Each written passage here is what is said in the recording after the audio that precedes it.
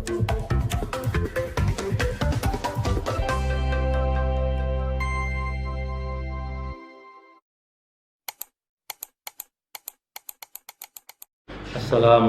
warahmatullahi wabarakatuh. Bismillah, alhamdulillah, wassalatu wassalamu ala rasulillah Sayyidina Muhammad ibn Abdullah wa ala alihi wa sahbihi wa mawala wa la hawla wa la quwwata illa billah, amma ba'du. Rabbi shrah li sadri wa yassir li amri wa hlul 'uqdatam min lisani rabbi zidni ilman. Allahumma faqihna fid din wa 'allimna at-ta'wil. Subhanaka la ilma lana illa ma 'allamtana innaka antal hakim. Alhamdulillah, bapak-bapak, ibu-ibu yang dirahmati Allah SWT, kita bisa istiqomah dalam rangka untuk mengumpulkan pahala-pahala di sisi Allah Ta'ala.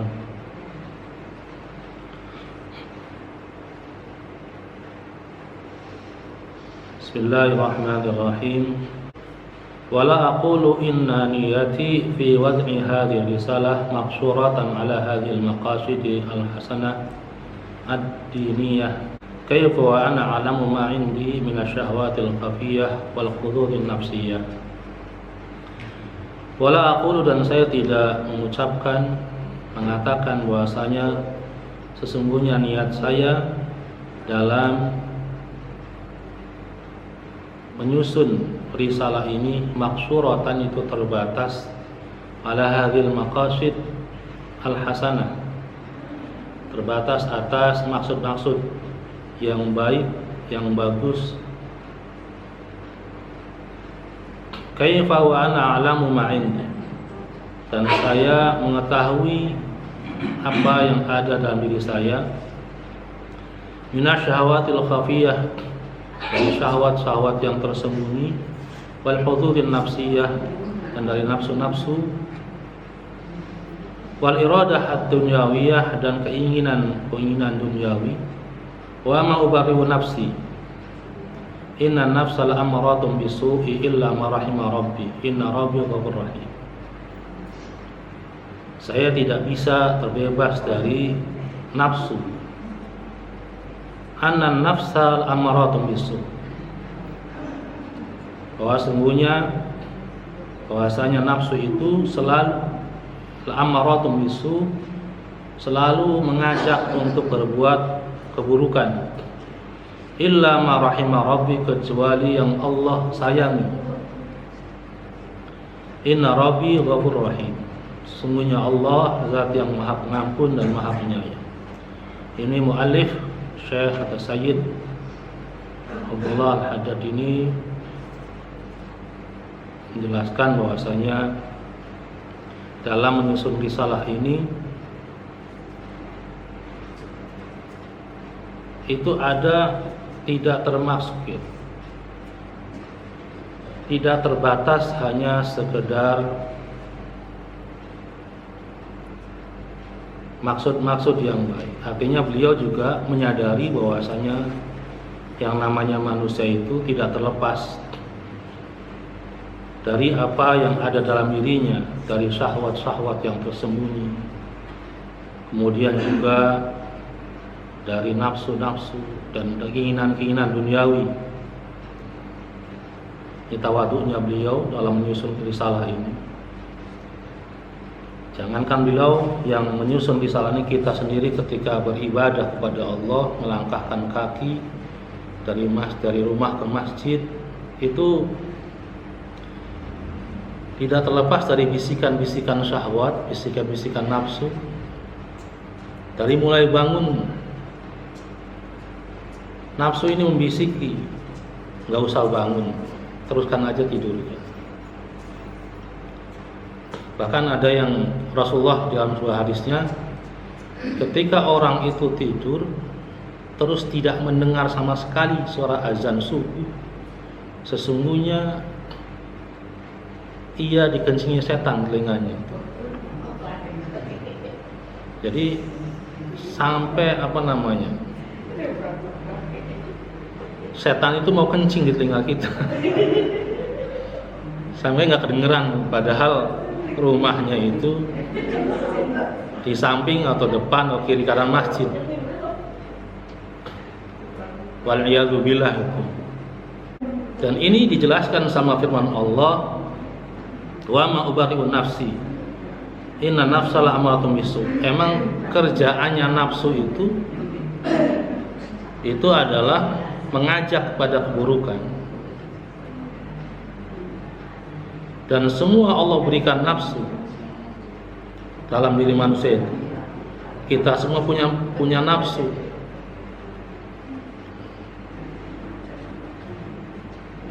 Makanya tinggal bagaimana bisa kita mengendalikannya. Ada yang mengatakan dengan nafsu manusia bisa mencapai derajat tinggi.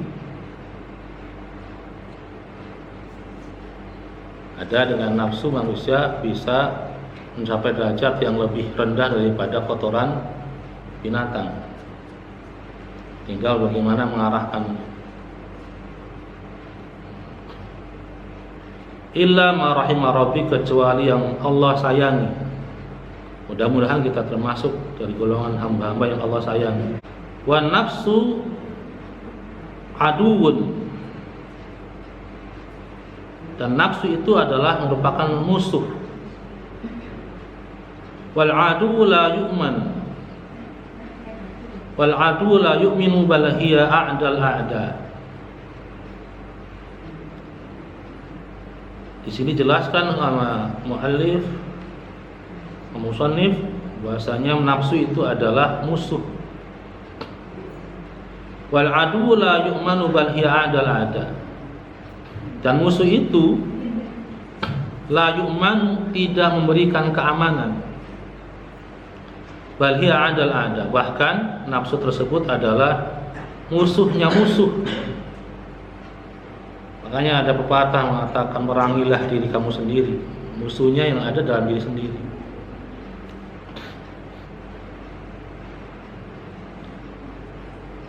Kama qala Rasulullah SAW, sebagaimana sabda Rasulullah SAW, ma'ada aduwaka a'di aduwaka nafsaka allati baina jambaika.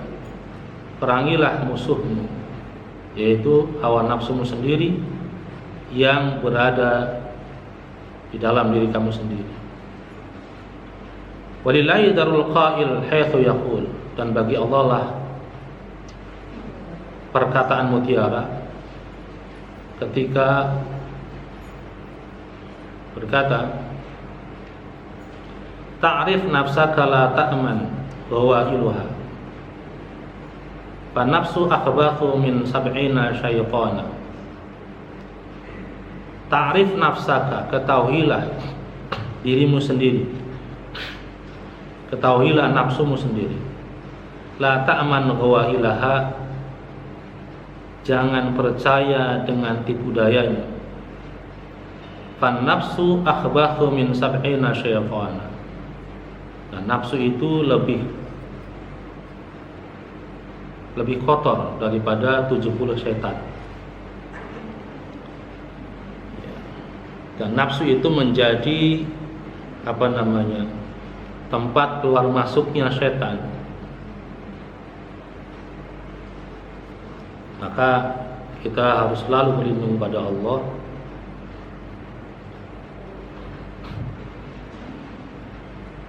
Karena tabiat manusia seperti itu.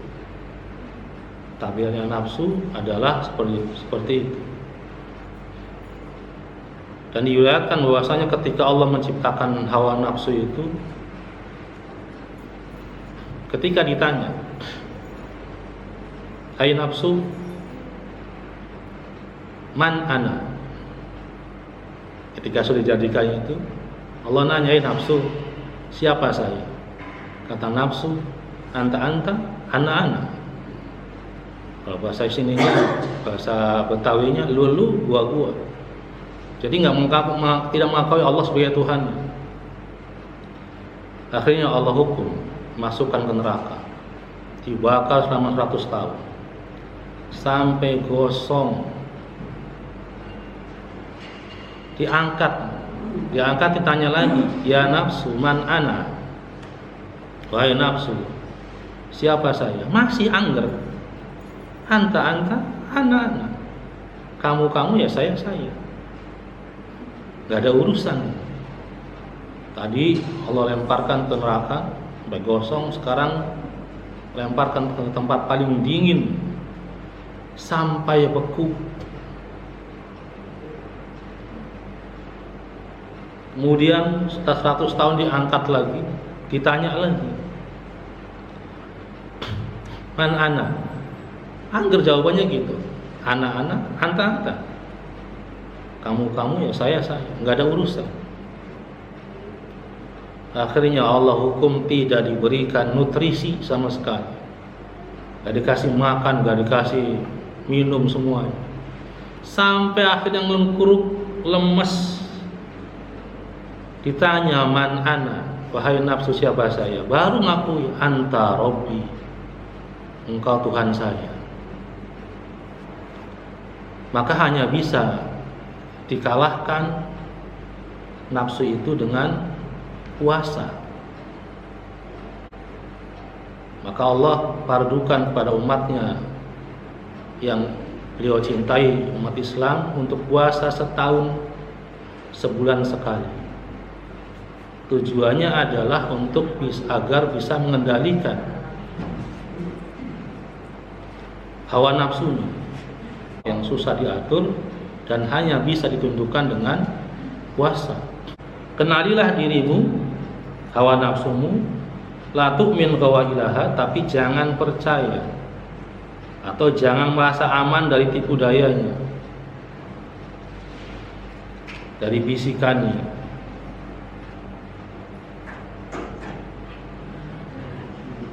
Maka orang yang mencapai derajat yang mulia itu orang yang bisa mengendalikan hawa nafsunya. Rasulullah SAW ditanya, ya Rasulullah, siapakah orang yang paling kuat? Apakah yang badannya tegap, ototnya keluar semua? Bukan. Yang paling kuat adalah man yamliku nafsahu indal ghadab, orang yang menguasai hawa nafsunya ketika marah. Fan nafsu akhbathu min sab'ina syaitana, dan nafsu itu lebih kotor daripada 70 setan. Allahumma inni a'udzubika an usyraka bika wa ana a'lamu astaghfiruka lima la a'lam. Ya Allah, aku berlindung padamu dari menyekutukan Engkau, wa ana a'lamu, dan saya mengetahui, wa astaghfiruka lima la a'lamu, dan saya memohon ampun padamu dari apa-apa yang saya tidak diketahui. Ini doa beliau. Karena syirik itu penghapus amal. Syirik itu penghilang amal, dan setiap amalan yang mengandung kesyirikan maka Allah tolak.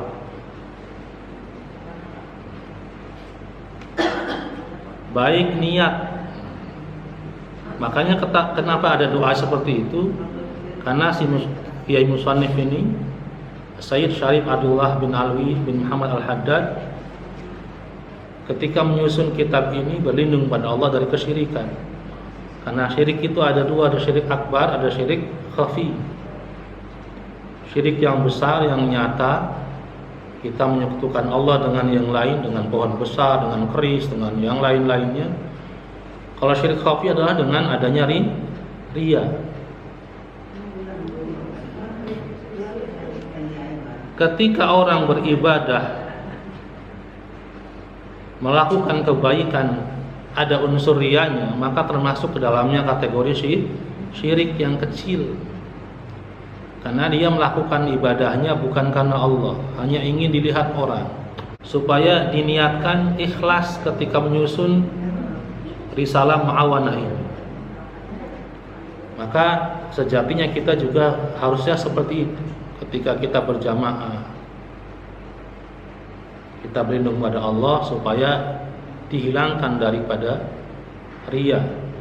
sum'ah dan ujub. Karena ini amalnya akan tertolak. Waqad sadartu fusulan hadhihi risalah biqawli fi awali kulli faslin minha. Dan saya telah menyusunnya dalam bentuk fasal-fasal risalah ini dengan ucapan saya di setiap awal fasal, wa 'alaika bikadza qasidan bidzalika mukhatibatan nafsi. Dan itu semua saya tujukan untuk mengingatkan diri saya sendiri, wa akhi dan saudara saya, alladzi kana sababan fi wad'iha, yang menjadi sebab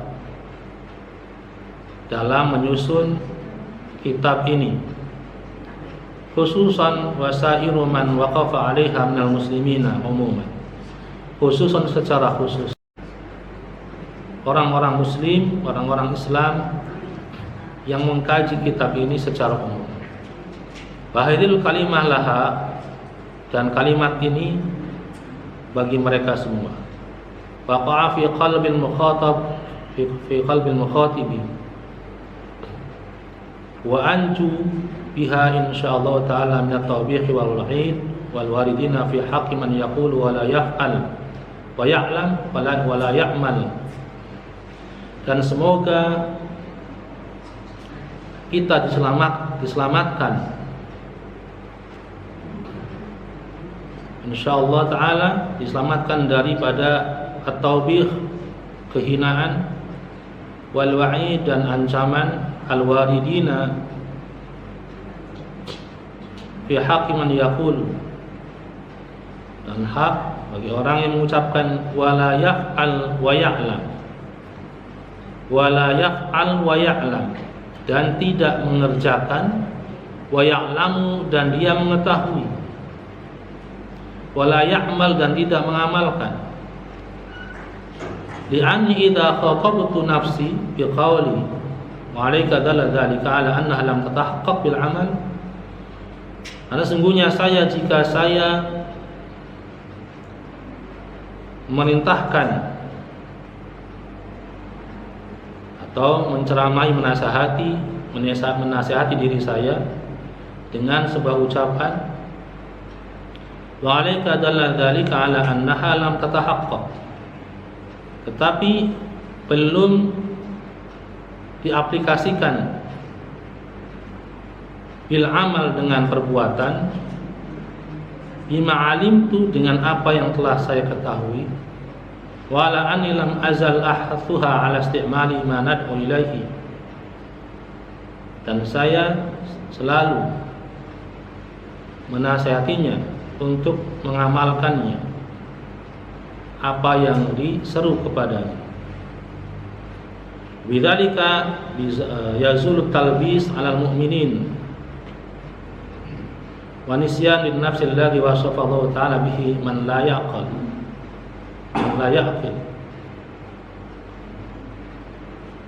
Dan karena itu maka hilanglah talbis, pencampuran, alal mu'minin, atas orang beriman, orang-orang mukmin, wan nisyan lin nafsi, dan lupa terhadap nafsunya, alladzi wasafa Allah ta'ala bihi, yang Allah sifati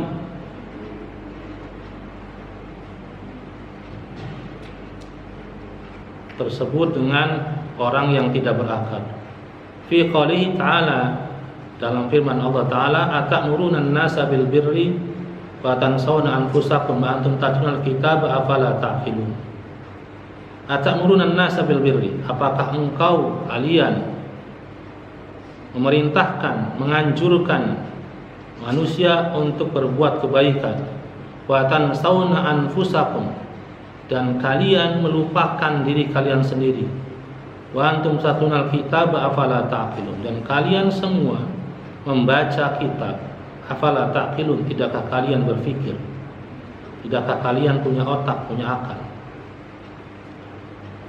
Wa minal wa'idi al-warid fi haqqi man yaqulu, dan dari ancaman yang tersebut.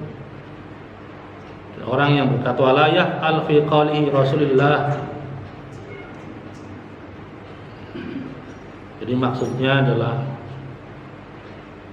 Habib berlindung dan mohon pada Allah SWT untuk diselamatkan dari ancaman orang-orang yang mengatakan tetapi tidak mengerjakan. Wala yaf'al wa ya'lam, tidak mengerjakan padahal dia tahu. Dia tahu ini fadilahnya ini pahalanya ini hikmahnya ini tapi nggak ngerjain. La yaf'al wa ya'lam, dia tidak mengerjakan padahal tahu. Wala ya'mal wa ya'lam wa la ya'lam, wa ya'mal wa ya'lam wa la ya'mal, mengetahui, punya ilmunya tetapi tidak mengamalkannya, berlindung dari hal seperti itu. Dalam Al-Quran apalagi ayatnya, kabura maqtan indallahi an taqulu ma la taf'alun, besar sekali dosanya di sisi Allah, an taqulu ma la taf'alun, engkau mengucapkan, memerintahkan, menyuruh, mengajak ma la taf'alun, tapi kamu tidak mengerjakannya. Penjelasannya seperti itu.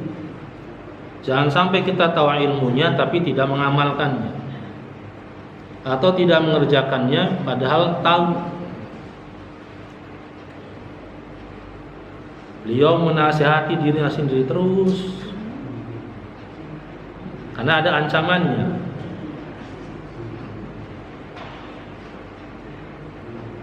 Jangan sampai beliau mengajarkan pada orang, kita mengajarkan pada orang, tapi kita sendiri belum mengaplikasikannya dalam amal-amal kita.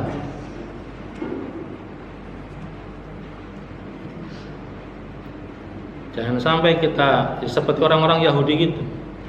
Karena ayat tadi itu berkaitan dengan orang-orang Yahudi, mengajak orang berbuat baik, tapi dirinya enggak, melupakan dirinya sendiri.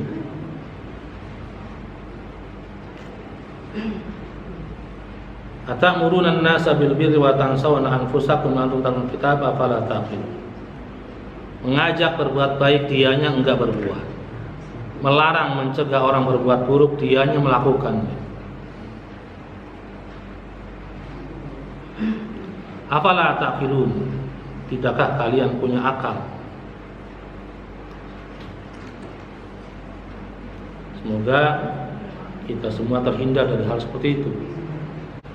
Fi qali Rasulullah SAW, dalam sabda Rasulullah SAW, yu'maru bil ilmi ilan nari fatandaliqa afataba babnihi fayaduru biha fin nari kama yadurul himar bil riha fayajtami'u alaihi an ahlan nar fayaquluna ma balul abd qad adna ala ma bana fayaqulu innal abd ab'ad kana yamru bil khair wa la ya'tihi wa yanha 'anil syarri wa ya'tihi. Wa qala salam marartu lailata usriya bi rijalin taqridu syafahum bimiqariti min nar faqultu man antum qalu kunna na'muru bil khairi wa la na'tihi wa nanha 'anil syarri wa na'tihi wa hadzal wa'id annama yatahaqqaq fi haqqi man yad'u ila Allah ala niyyatid dunya yahuthu 'ala al-khair wa huwa musirrun 'ala tarkihi. Rasulullah menggambarkan seperti itu. Diperintahkan orang yang punya ilmu masuk neraka. Bagaimana orang punya ilmu masuk neraka? Karena tadi dengan ilmunya dia mengajarkan orang untuk mengajak berbuat kebaikan, tetapi wala ya'tihi, tapi tidak mendatangi kebaikan itu. Dalam artian hanya seperti apa? Seperti calo. Calo itu ngajak, ayo Cirebon. Pas sudah penuh busnya berangkat, dianya enggak. Ayo gitu. Mungkin sampai sini. Kita akhiri dengan doa majelis. Subhanakallahumma bihamdika asyhadu an la ilaha illa anta astaghfiruka wa atubu ilaik. Assalamualaikum warahmatullahi wabarakatuh.